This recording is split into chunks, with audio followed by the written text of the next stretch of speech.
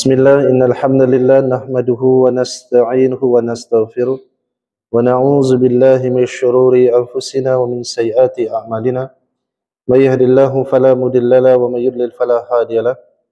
Asyhadu an la ilaha illallah wahdahu la syarikalah wa asyhadu anna Muhammadan abduhu wa rasuluh. Amma ba'du. Assalamualaikum warahmatullahi wabarakatuh. Apa kabar semua? Sehat? Sudah kopi-kopi? Macam mana tadi? Masih panas kah? Masih ya? Kuih itu masih panas? Okey. Masih panas ha? Okey, pertama-tama sekali kita panjatkan puji dan syukur kepada Allah Subhanahu Wa Taala kerana dengan rahmat dan pertolongan daripada Allah Subhanahu Wa Taala pada malam ini, sebenarnya Allah lah yang telah menolong mengangkat kaki kita untuk sampai ke sini. Bukan kerana kita sehat, bukan kerana kita muda, bukan kerana kita diberi ada kekuatan sendiri. Semua ini adalah kerana rahmat dan pertolongan daripada Allah Subhanahu Wa Taala. Maka puji dan pujalah Allah dengan sebanyak-banyaknya, dan dengannya tersempurnalah seluruh amal soleh. Selawat dan salam ke atas Nabi Muhammad sallallahu alaihi wasallam, kaum kerabat baginda, sahabat-sahabat baginda, tabi'in, tabi'ut tabi'in, para ulama, dan siapa saja yang ikut baginda sampailah hari kiamat. Amin ya rabbal alamin. Jadi alhamdulillah malam ini kita sambung surah Al-Humazah ayat yang ke-7 sampai ayat yang ke-9. Habislah malamnya insya-Allah. Jadi sebelum tu pada ayat lepas Allah bagi warning keras, sampai-sampai neraka tu Allah sebut diganding dengan namanya. Allah kata a'udzubillahi minasyaitonirrajim, narullahil muqadah. Narullahil muqadah. Api Allah yang sentiasa menyala, every single times menyala, terus menyala.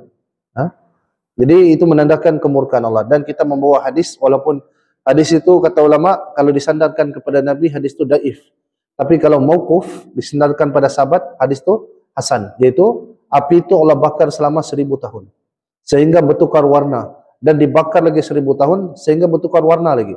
Terakhir Allah bakar lagi 1000 tahun sehingga bertukar warna menjadi hitam. Nama dia itulah neraka utama. Untuk siapa ni? Untuk tetamu guest, jemputan istimewa, iaitu pada kaki pengumpat, kaki pencelah, dan hubbud dunia, pencinta dunia, harta.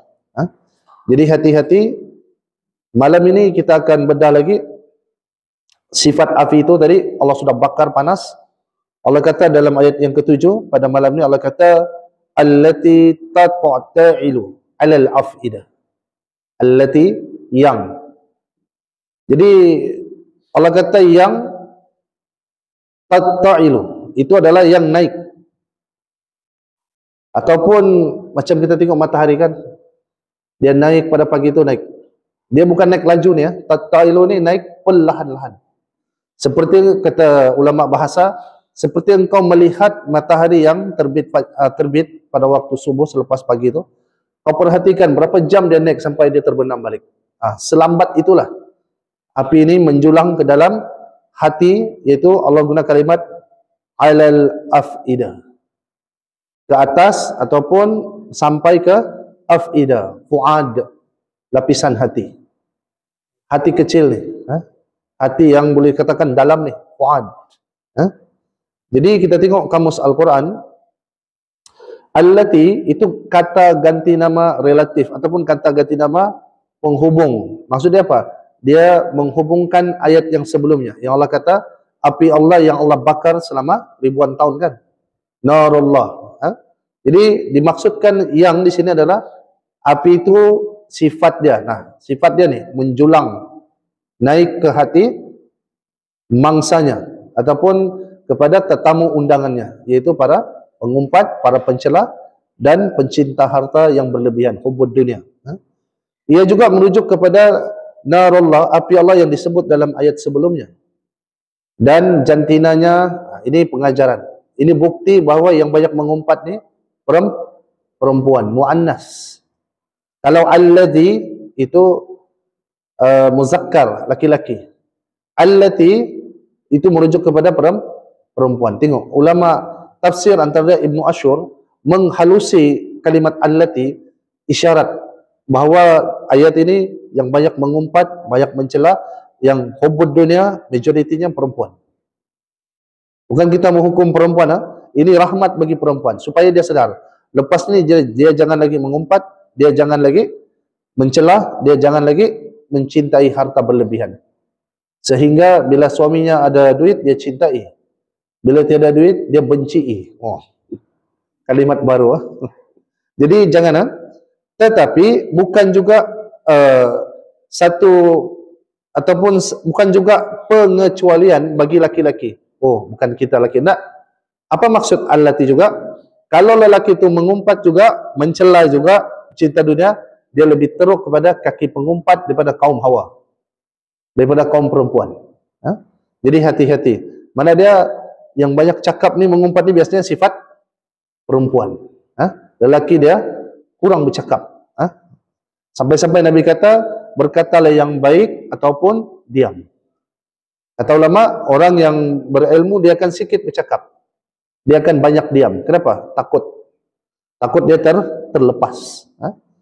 Kemudian kalimat, kita memperhatikan kalimat ta'ilu berasal pada kata dasarnya, kalimat asarnya adalah tala'a, yang bermaksud naik.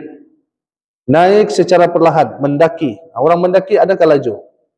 Orang hiking kan di bukit botak itu, perlahan kan? Mana ada orang berlari kan? Mesti dia berjalan. Maksudnya kita nampak daripada jauh itu slow, perlahan. Jadi api ni Allah sifatkan dia naik perlahan-lahan. Seperti kita melihat orang hiking tu, dia berjalan perlahan. Ataupun matahari tadi yang saya cakap, samsyu. Kemudian bermakna juga muncul. Tapi yang pasti dia muncul sifatnya daripada bawah ke atas, atau melihat ke atas. Jadi dalam konteks ini dia menjulang naik atau menembus hingga ke sesuatu, yaitu api itu tadi yang Allah bakar 1000 tahun itu, menembus jasad hingga sampai ke hati. Manusia tidak akan mati, Allah tidak bagi mati dia. Nanti Allah akan ganti dengan kulit yang baru, daging yang baru, dan diulang lagi seksaan itu, dan ia akan berulang-ulang. Kenapa? Tengok kalimatnya, huruf tawanya ini ada syiddah ataupun tasydid. Nah, dia macam fi'il mudhari juga, ulang-ulang. Di syiddah di sini ataupun tasydid membawa makna berulang. Maknanya seksaan ini bukan sekali, dia dibakar hatinya itu berulang kali. Hati yang dibakar, nanti kita akan bahas kenapa hati. Jadi ini adalah kerana ada syiddah, ada tanda situ, berulang-ulang. Kemudian kalimat yang kita mau perhatikan, kalimat al-afidah, yaitu bentuk jamak daripada kalimat fuad. Asalnya fuad, mufrad, tapi bila dijamakkan bermaksud berubah menjadi afidah. Jadi maksud fuad sini adalah hati ataupun jantung. Sebenarnya jantunglah yang tepat. Tapi kita terbiasa dalam istilah Melayu Indonesia, fuad itu hati, qalbun hati, betul.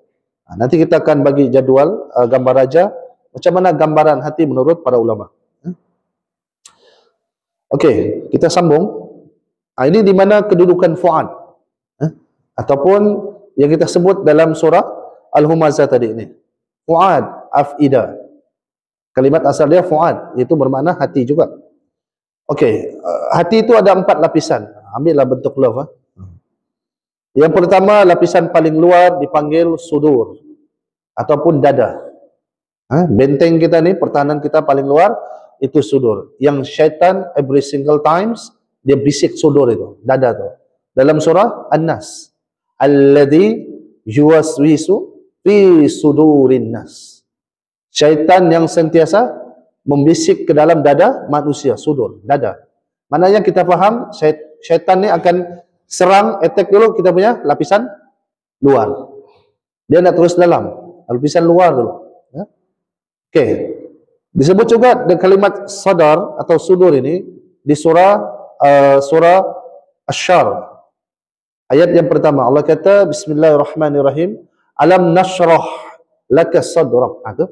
Bukankah kami yang telah melapangkan dadamu? Jadi sudur sini maksudnya dada. Inilah dada kita ni, lapisan pertama. Lapisan kedua dipanggil qalb, bukan kala, qalbun, yaitu hati. Seperti Allah sebut di dalam surah Al-Anfal ayat 24. Bagi perempuan yang bawa Quran, muka surat 179 ayat 24. Pergi bawah sikit, Allah kata,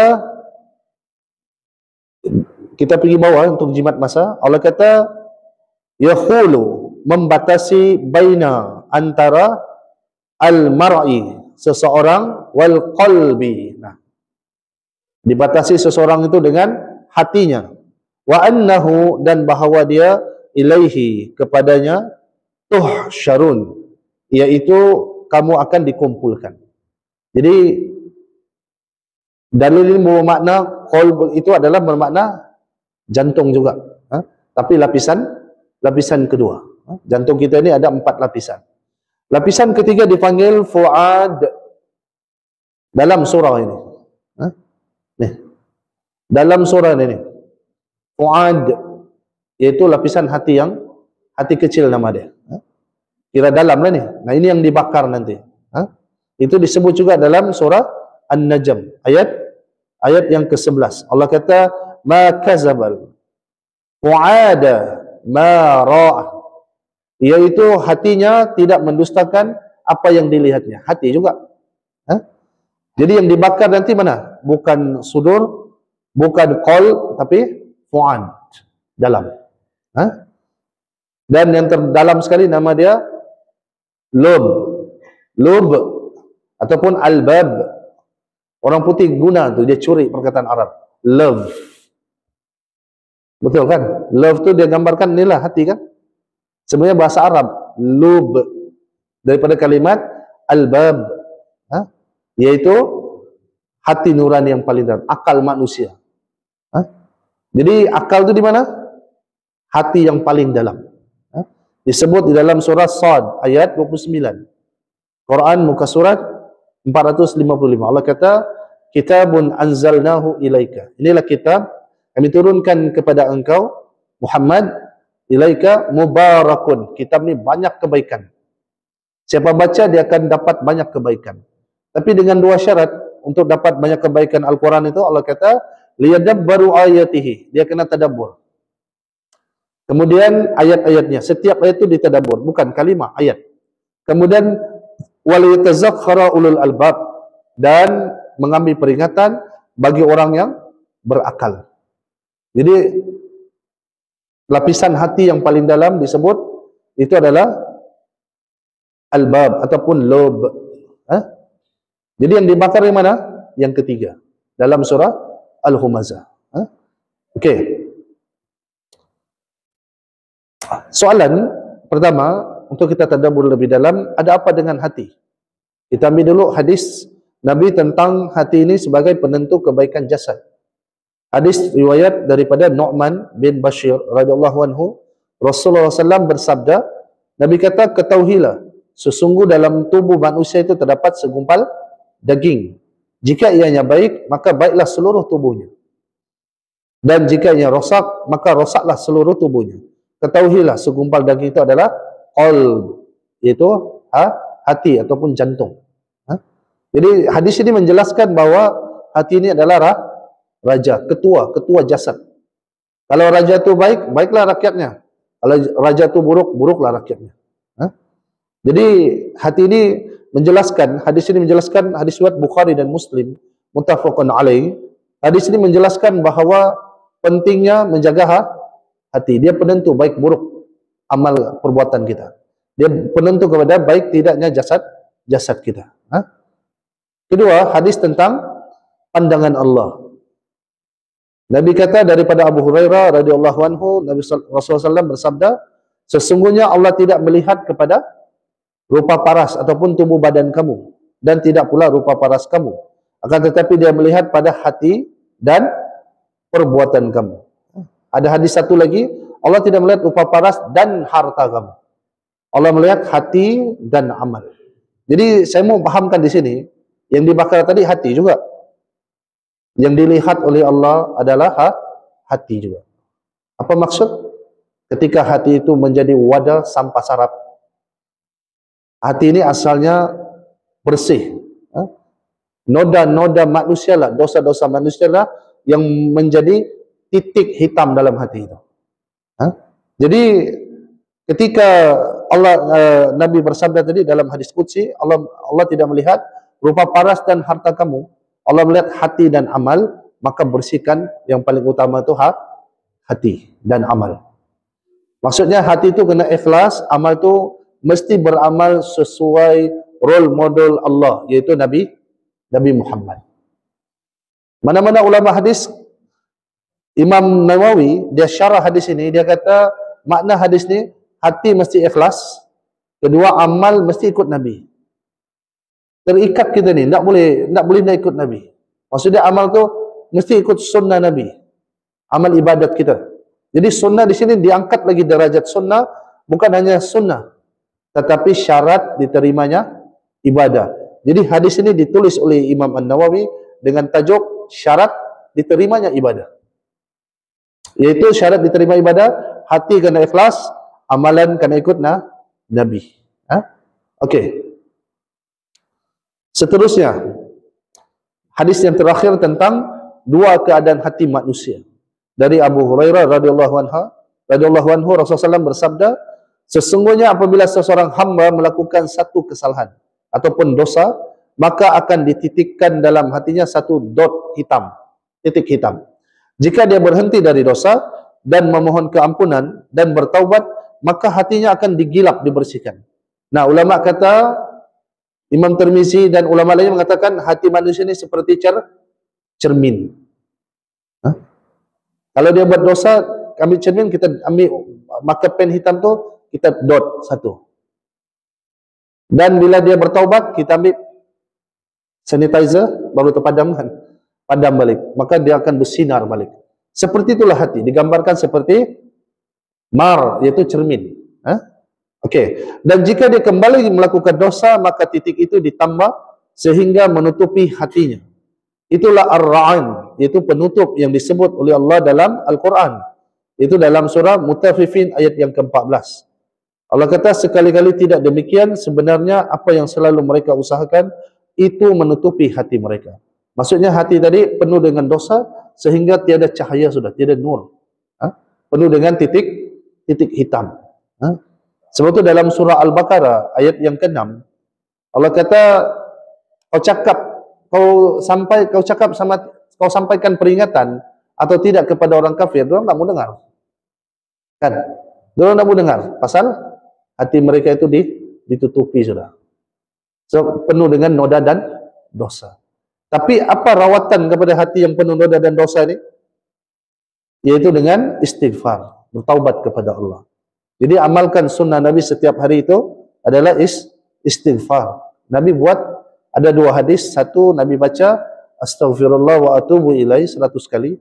Hadis satu lagi Nabi baca 70 kali astaghfirullah wa atubu ilaih. Alang-alang lah batukan, tambahlah 30, 100. Pagi sebanyak 100 kali. Jadi Nabi baca dan dibuat sampai Nabi wafat. Bukan apa, supaya umatnya contohkan.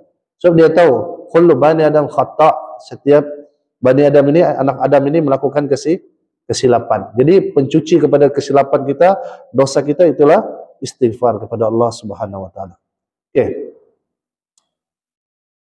Okey, tadi saya kata ayat surah Al-Humazah ini Allah menggunakan kalimat allati, menunjukkan kepada perempuan. Jadi bagi wanita atau perempuan di luar sana, jangan rasa kecewa. Pasal ini adalah rahmat bagi kamu. Ada orang salah tafsir, Ustaz, kenapa Allah ni nampak ganas kan? Sampai diazab manusia, dibanting, dicampak. Bernilai lagi sebutir sampah. Kalimat yang kita belajar dulu kan, mana campak tu? Saya kata bukan Allah tu bengis, bukan ganas. Allah tu mau kita sedar supaya kita tidak masuk sana. Bukan itu tanda kasih sayang Allah. Jadi sama juga ketika Allah kata allati, merujuk kepada wanita, itu bukan bermakna wanita itu dihinakan, bukan. Ayat ini adalah rahmat kepada orang perempuan. Hentikan perbuatan mengumpat dan mencela. Dan hentikan juga, begitu juga laki-laki, tidak terkecuali. Saya risau dekat sudah PRN kan. PRN itu yang pakai begini pun, yang tidak pakai pun, tiket pertama untuk berkempen umpat. Tiket kedua fitnah, betul. Tiket ketiga mencelah. Jangan kamu undi parti yang tidak ada guna tu. Mencela tu. Berkempen-berkempenlah. Tapi jangan sampai mencela, mengumpat, menghina. Fitnah, riba. Dan salah satu di Sabah ni yang saya suka tengok, itu Karambunai. Datuk Ali Akbar. Berkempen begitulah. Tak perlu memburukkan pihak lawan. Jadi, antara manusia di Sabah ni lah, umumnya, banyak tergelincir dalam dosa ketika pilihan raya. Kan, daripada penyokong, contohnya di kopi-kopi tu, wah, dari pagi sampai petang tu. Saya limpas tu panas telinga dengar. Itu datuk saya tak mau sebut nama lah. Tidak ada guna itu. Satu marah, satu las-las bertumbuk orang. Bergaduh orang tua, kan? Bertumbuk di restoran tu. Saya tengok ya Allah. Jadi dari bawah sampai yang ada kedudukan tinggi, itu alat senjata utama orang untuk berkempen, riba, umpat, gunjing. Hati-hati. Okey. Kita mau bahas juga, Allah kata hati itu dibakarkan. Hati yang mana? Fu'ad. Jadi apa hikmahnya tu? Sebab hati itu tempat lubuk penyakit dan wadah sampah dosa. Kata Dr. Bakhtiar Nasir.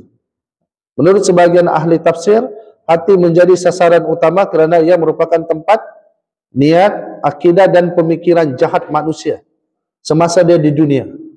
Yaitu mereka kufur dan sombong. Dengan api itu membakar hati. Ia memberikan kesakitan yang paling mendalam kerana punca keburukan mereka diazab di tempat asalnya. Jadi hati itu adalah tempat wadah ataupun tempat simpan sampah dosa. Jadi saya teringat perkataan tafsir Dr. Bakhtiar Nasir dalam tafsirnya. Dia kata hati ini bersihkan, tapi manusia yang bawa sampah. Jadi sampah itu kalau sudah bercampur, kita kasih buang, paling tidak meninggalkan baunya. Jadi bersihkan hati kita dengan sebersih-bersihnya. Kasih keluar sampah-sampah dalam hati kita. Yaitu sampah apa? Penyakit-penyakit hati. Banyak penyakit nih. Kedua, hikmah Allah bakar hati itu kerana itulah kawasan kesakitan yang puncak. Sensitif hati ini. Jangankan dibakar, dengan kata-kata pun sakit hati orang. Kan? Kita duduk-duduk diam-diam, dia datang-datang. Tiada guna kau ni. Sakitnya hati saya Ustaz. Apa perlu saya buat? Dengan kata-kata pun hati itu terasa betapa tisunya hati itu. Dan itulah yang dibakar nanti di sana. Hati yang bermasalah, hati yang berpenyakit. Jadi hikmahnya kerana Allah tahu hati manusia itu kalau dibakar itu adalah puncak kesakitan ahli neraka. Yang Nabi kata tadi, raja bagi tubuh itu. Sebagaimana yang dijelaskan oleh sebahagian ulama, itu ulama tafsir, apabila api sampai membakar ke hati, ia bermakna seksaan yang dirasakan sudah mencapai kemuncaknya. Jauh lebih dahsyat daripada sekadar membakar kulit atau daging. Penghuni neraka ini bermacam-macam hukuman. Ada yang kulitnya terbakar, ganti balik. Ada yang minum air wail, air daripada neraka, daripada air nana penghuni neraka, dia minum, bocor perut dia, kemudian cantum balik. Kan? Nah, yang ni bukan kulit, bukan daging, tetapi yang dibakar itu adalah hati, puncak kepada kesakitan penghuni neraka. Bayangkanlah pakcik Nabi itu, dia pakai selipar, itu otaknya menggelegak. Itu panas apa itu? Neraka Jahannam. Ini bukan Jahannam. Ini yang lebih parah lagi, lebih panas lagi, yaitu neraka utama. Jadi saya bukan mau menakut-nakutkan abang-abang kita semua, adik-adik ataupun jemaah. Ini adalah muhasabah untuk saya dan kita semua. Sebelum kita berani-berani melakukan umpat, mencela ataupun hubud dunia yang berlebihan, fikir dua kali. Inilah masa depan di sana. Ini masa depan yang sebenar. Bukan masa depan di dunia, masa depan yang abadi di akhirat. Masa depan ada dua, orang pikir masa depan ya. Dan banyak manusia pikir masa depan di dunia. Sedangkan dunia itu fana, tidak kekal. Sedangkan ini adalah masa depan yang kekal abadi, yaitu di akhirat.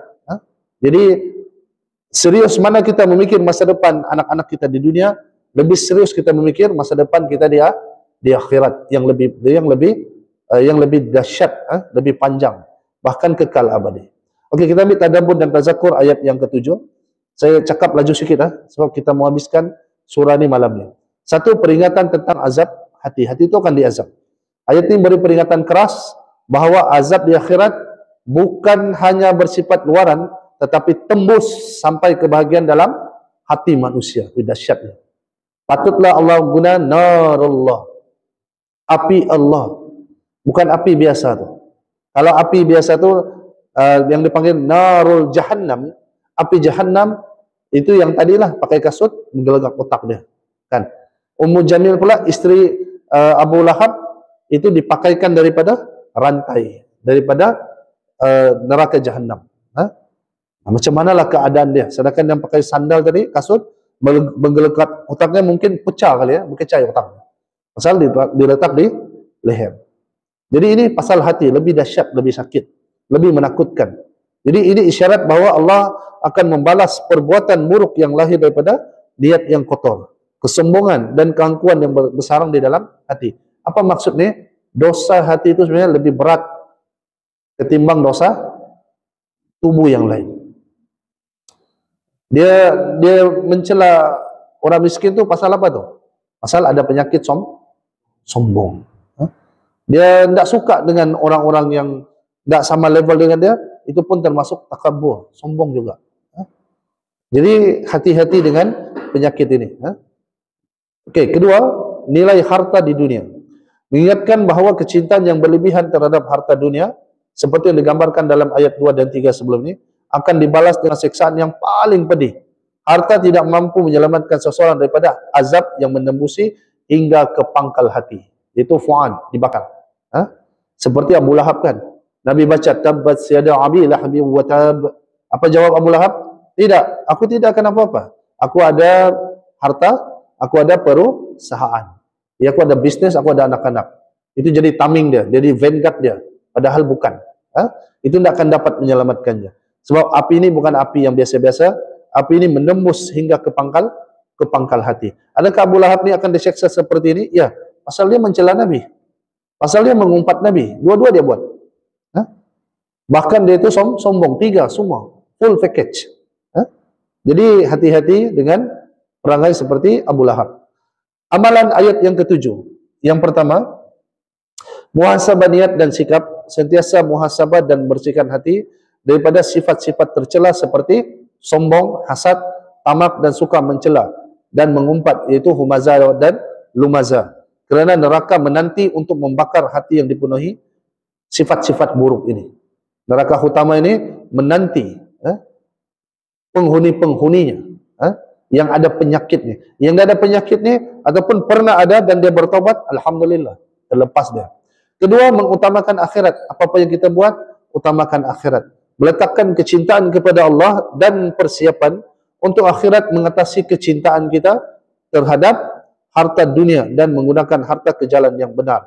Itu melalui infak dan sedekah sebagai perisai daripada api neraka. Ada hadis Nabi kan? Sedekah itu perisai daripada api neraka. Betul lah hadis itu. Kemudian yang terakhir, untuk ayat yang ketujuh, macam mana muamalkan? Hindarilah kesombongan. Apa itu sombong? Merendahkan orang lain dan menolak kebenaran. Berhati-hati agar tidak menjadi orang yang angkuh dan merendahkan orang lain kerana kekayaan atau pangkat.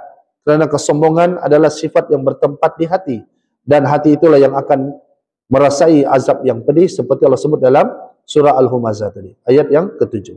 Kita pergi ayat yang ke-8. Allah kata, innaha alaihim mu'sada. Sesungguhnya api itu ditutup rapat ke atas mereka.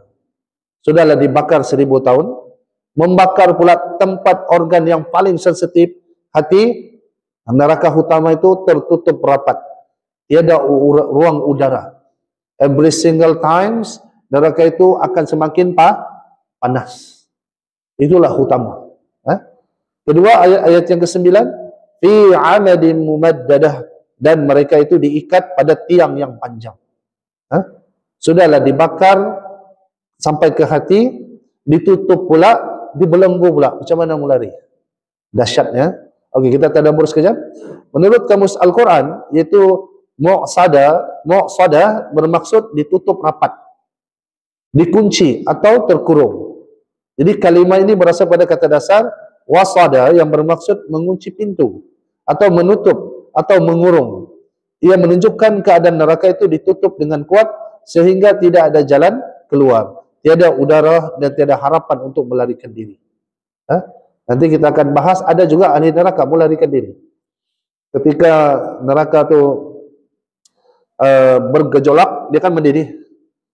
Mereka ini di tiang diikat, lalu melambunglah dorang. Lalu mau keluar, maka ditutup, dan ada ruang pintu. Maka terjatuhlah mereka ke neraka yang dalam dan berusaha lagi naik ribuan tahun, mau naik lagi. Dan mereka tidak akan bisa kerana muqsadah. Iaitu neraka itu ditutup rapat. Disebut juga seperti dalam surah Al-Maidah ayat 37, Quran muka surat 114 bagi perempuan yang bawa Al-Quran. Okey, kita tadabbur sekejap. Allah kata yuriduna, mereka ingin apa ni? Untuk yakhruju, mereka untuk mau keluar. Siapa ni mereka? Penghuni neraka. Mereka ada hasrat mau keluar. Minan nar, daripada neraka. Wa ma hum, padahal tidaklah mereka itu bi kharijina, orang-orang yang keluar minha, darinya, walahum azab, dan bagi mereka itu azab muqim, azab yang tetap, azab itu ditetapkan. Maksudnya apa? Mereka mau keluar pada neraka padahal mereka sekali-kali tidak dapat keluar. Sama juga dengan orang yang disebut dalam surah Al-Humazah ini. Mereka ada usaha, ada modus operandi. Manusia ini kan ada akal kan. Akal dia tu berfungsi sampai di neraka. Tengok kebijakan akal manusia. Licik. Dia ada modus operandi mau keluar daripada neraka. Allah kata sekali-kali tidak. Itu tidak akan ada peluang. Dan itu dijamin tidak akan dapat keluar.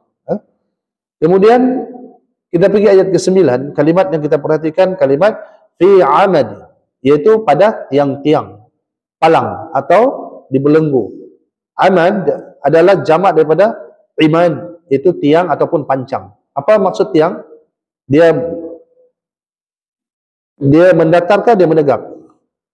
Menegak. Penghuni ini diikat di tiang yang menegak, tiang yang panjang. Siapa lah itu yang di bawah tu, enggak sama panas tu semua. Pasal utama ini ditutup habis. Dan ada istilah yang di bawah tu paling panas lah dia. Tak, sama. Kemudian kalimat mumaddada, yang panjang, yang dipanjangkan atau menjulur panjang. Nah, ini menguatkan lagi kalimat sebelumnya. Memang confirm, bukan begini, tetapi menegak. Kedua-dua ayat ini secara kolektif menggambarkan kurungan api yang tertutup rapat dan penghuninya diikat pada tiang-tiang yang panjang. Okey. Cuba tengok dalam surah Ghafir, muka surat 475, ayat 71.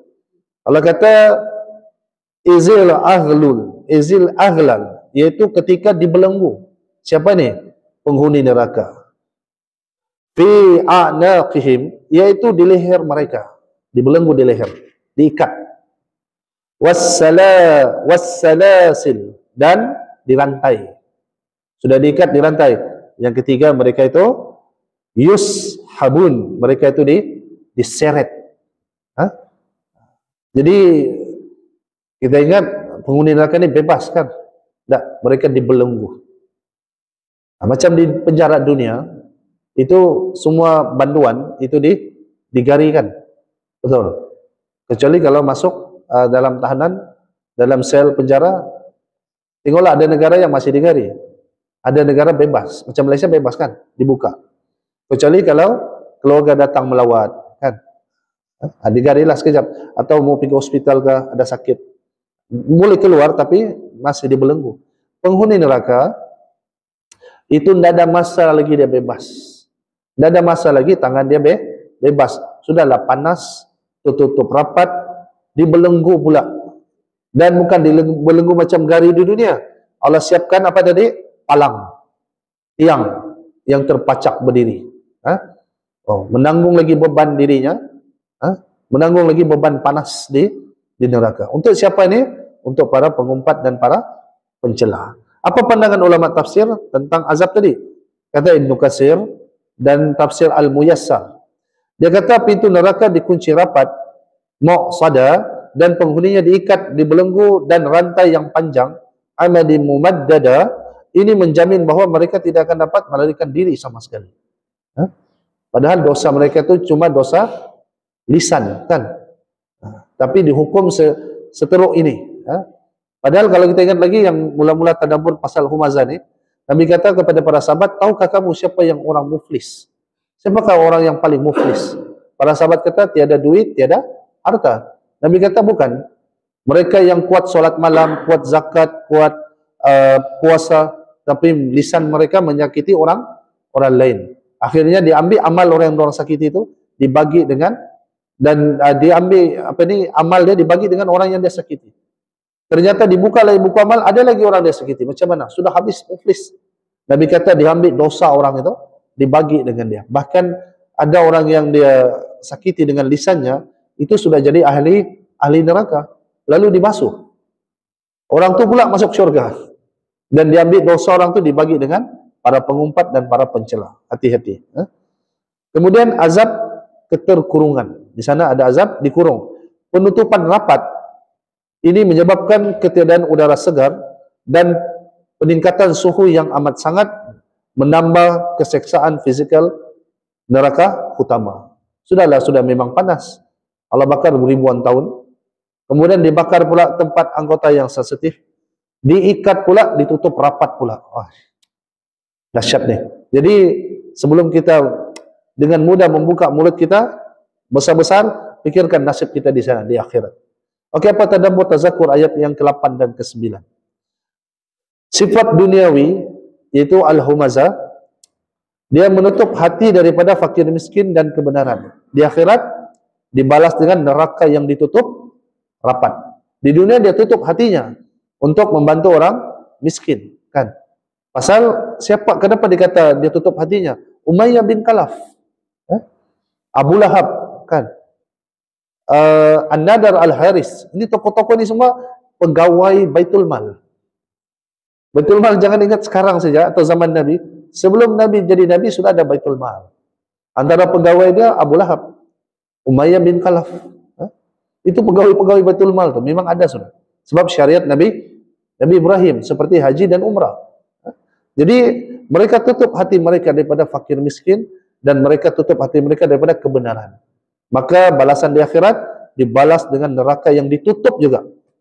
Ditutup hatinya, dibalas dengan neraka yang ditutup rapat. Kedua, dorang ikat tangan orang yang suka mencela ni, daripada memberi dan bersedekah. Berat tangan memberi, kan? Maka di sana akan dibalas dengan diikat pada palang yang dan dibelenggu. Seperti kalimat anadim mumaddada. Dan yang terakhir, mereka itu tamakkan harta dan dia sangka dia akan kekal, dibalas dengan kekal juga, tapi azab yang kekal dan tiada henti-hentinya. Azab itu continue sampai abadi, selama-lamanya. Jadi ayat 8 dan 9 ni menjelaskan kepada kita, jangan kerana pepatah Melayu lah, kan, nila setitik rosak susu sebelanga. Jangan kerana dosa kita seteruk ini, habis semua amal kita rosak. Inilah seperti itulah. Nila ini digambarkan seperti umpat dan celah. Dia akan rosakkan semua amal kita. Betul lah pepatah Melayu itu, kerana nila setitik rosak susu sebelanga. Rosak. Aplikasi ayat yang membebaskan diri kita daripada ikatan dunia. Jauhi sikap tamak, bakhil dan suka mencela ataupun mengumpat. Gunakan harta yang di dunia seumpama ikatan untuk bersedekah dan berinfak. Bebaskan tangan kita daripada kebakhilan agar kita tidak diikat di akhirat. Kemudian membuka pintu kebaikan. Pastikan hati dan minda sentiasa terbuka kepada kebenaran, nasihat dan keperluan orang lain. Ini adalah kunci untuk mengelakkan azab tempat yang tertutup rapat, muqsadah. Kemudian yang terakhir, yang ketiga, memanfaatkan kebebasan harga hargailah kebebasan yang ada untuk beribadat dan bertaubat sebelum pintu-pintu taubat ditutup. Masa bila pintu taubat ditutup? Satu, ketika roh berada di kerongkong. Kalau sudah roh di sini, no sorry for you. It's too late to apologize. Sudah terlambat untuk meminta ampun. Kedua, pintu taubat tertutup ketika matahari terbit daripada barat, bukan timur sudah. Maksudnya apa itu? Kiamat. Sudah kiamat, pintu taubat sudah tertutup. Sekarang masih terbuka luas sebentang-bentangnya. Allah bentangkan. Tinggal kita lafaz saja, astaghfirullah wa atubu ilaih. Astaghfirullah, dan berubah. InsyaAllah kita akan jadi manusia yang terbaik. Azab kurungan yang dipericikan ini adalah motivasi terbesar untuk meraih syurga yang pintunya sentiasa terbuka. Sekali lagi, Nabi sebut tentang inna rahmati ghalabat ghadab. Sesungguhnya rahmat Allah, kasih sayang Allah itu mengalahkan kemurkaannya. Jadi jangan pernah putus asa. Okey, kita kembali kepada surah Al-Humazah. Okey. Laju saya malam ni. Okey, kita tengok ayat yang ke-8 tadi. Allah kata sesungguhnya api itu ditutup rapat ke atas mereka dan sedang mereka itu diikat pada tiang-tiang yang panjang. Siapa mereka ni? Penghuni neraka utama. Apa punca orang masuk sana? Kita pergi ayat yang pertama. Yaitu mereka suka mengumpat, kedua mencela. Kita pun sudah kupas umpat celah yang paling halus yang dihembus oleh syaitan, yaitu dalam hati. Kedua, bil isyarah. Ketiga, baru cakap. Kan? Ketiga, manusia yang ditutup rapat di neraka ini dan diikat adalah mereka yang ayat yang kedua, yaitu orang yang suka kumpul harta dan berkira-kira, pengira. Tapi kalau dia kumpul harta dan tidak pengira, dia berinfak, dia pemurah, dia terlepas daripada ayat. Bukan bermakna Islam ni, oh Ustaz tak bolehlah kita kaya. Tak, bukan. Sejarawan Barat tulis, manusia paling kaya Nabi Muhammad SAW. Padahal dia, kata orang Kelantan, dia tu Kristian totok. Orang kuat Kristian tu. Tapi nombor satu dia tulis, Prophet Muhammad. Michael Hart kah? Huru-hara dunia olehnya. Bukunya tu saya baca kan, oh, nombor satu Prophet Muhammad. Dan kenapa? Dia kata kekayaan Nabi Muhammad SAW, oh luar biasa, tak dapat ditandingi. Tapi mati meninggalkan 300 dirham. Mana pergi hartanya? Dia pergi yang definisi harta yang Nabi kata. Harta itu cuma 3. Satu, harta yang habis dimakan. 2, harta yang dipakai akan jadi usang. Ketiga, harta yang disedekahkan tak akan pandai habis sampai kiamat. Nabi pilih yang ketiga. Kemudian setelah itu Allah sebut yahsabu anna malahu ahlada. Penyakit yang keempat tadi mengumpat, mencela, suka kumpul harta dan pengira. Okey, satu lagi talbis iblis tentang orang pengira ni. Dia kata orang Sabah buruk siku bah. Dia sudah bagi kan, mesti dia minta balik. Termasuk ayat tu tadi. Orang yang berkira-kira, pengira. Jadi hati-hati kepada pemburuk-pemburuk siku. Kalau sudah bagilah, jangan ambil balik. Sebab zaman sekarang ni, dalam dunia agamawan ni pun ada buruk siku. Ada beberapa NGO saya tengok, itu dia ambil balik semua kemudahan. Padahal digunakan untuk dakwah, bukan kegunaan peribadi. Kan? Itu nama dia buruk siku. Terkena surah Al-Humazah ni. Kemudian yang keempat, Allah kata dia sangka dengan hartanya dia hidup kekal. Siapa ni? Qarun. Kan? Dia sezaman dengan Fir'aun. Keluarga Fir'aun ni, Qarun. Akhirnya Allah ranapkan dia. Allah tenggelamkan. Sampai sekarang terkenal dia. Kalau orang pergi hutan, beli barang di Shopee yang mencari alat harta karun tu, nah, jumpa harta karun. Popular dia, tapi popular dengan kehinaan. Nabi popular juga, tapi popular dengan kemuliaan.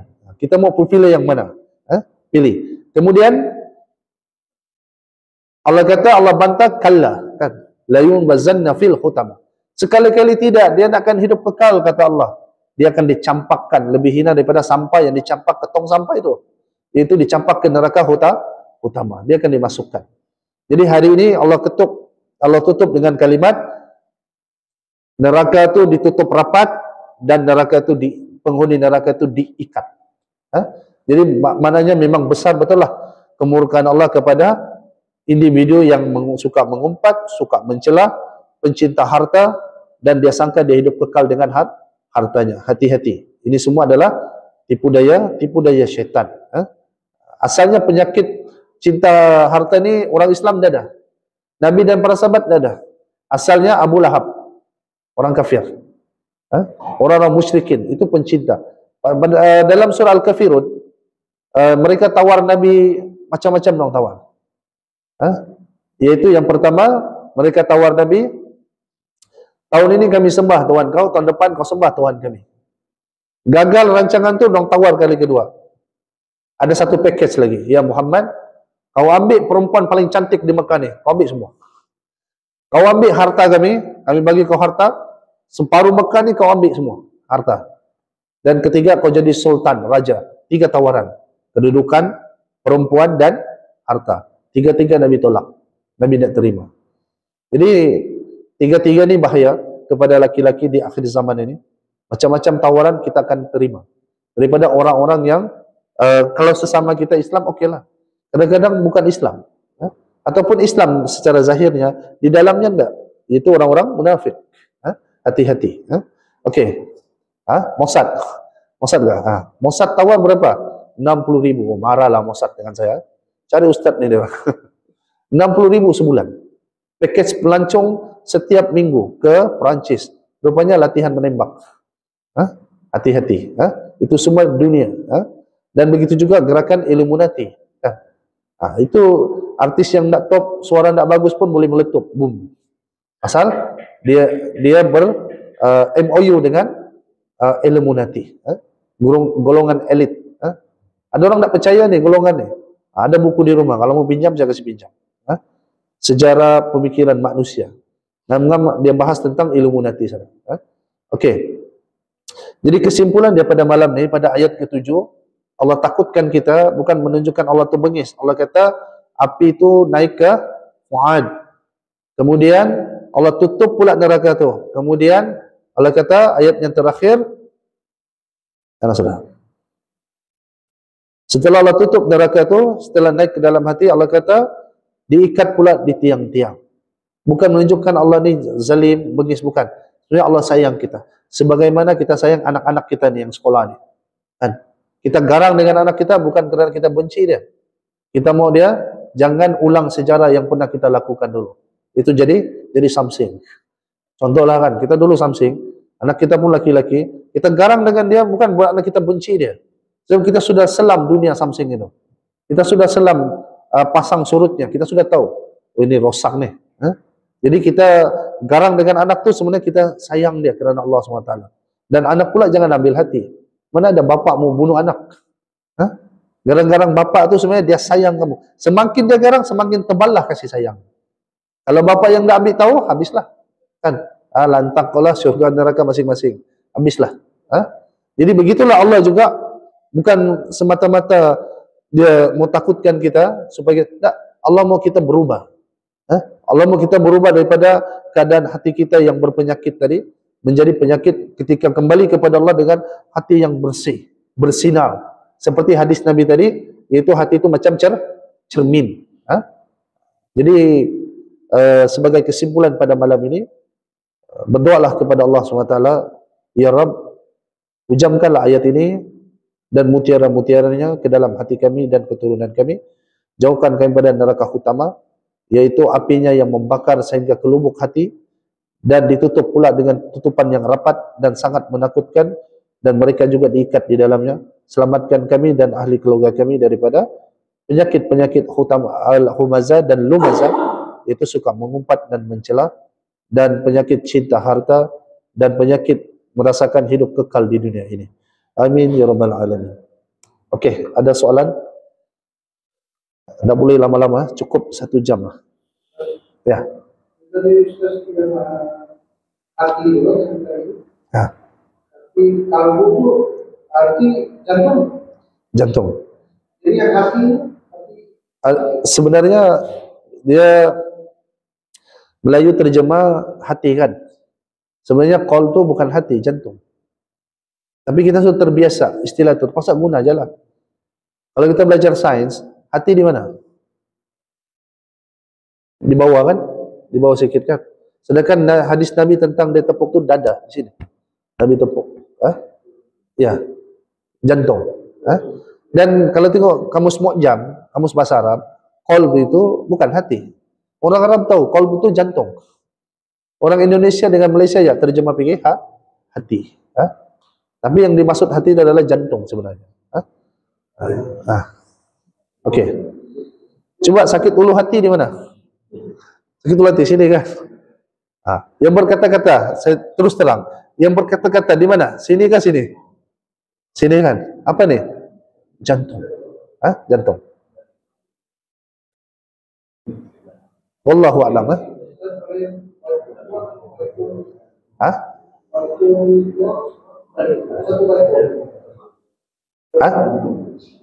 Apa dia? Baitullah. Rumah Allah. Merujuk kepada Ka'bah lah. Yang di langit. Langit pertama kan? Jibril bawa Quran daripada Lauh Mahfuz sehingga di Baitul Izzah. Baitul Izzah. Itu di langit pertama.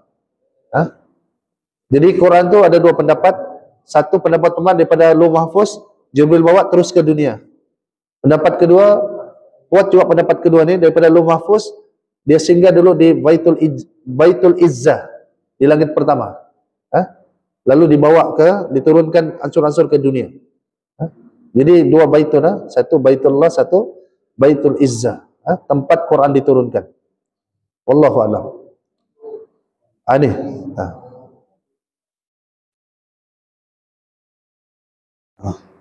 Baru dengar tadi ya, lub itu bahasa Arab. Orang putih ambil jadi love. Macam juga hums, H-U-M-S kan. Dalam bahasa Arab, hums itu keluarga Allah. Orang musyrikin yang Bani Quraisy, dorang berdakwah mereka ni suci. Keluarga Allah, hums. Orang putih ambil jadi humans. Betul kan? Jadi orang putih pun sebenarnya banyak ambil perkataan Arab, dibikin bahasa Inggris. Sama juga dengan lube. Orang panggil love. Sama juga, hati kan? Okey, ada soalan lain? Minta soalan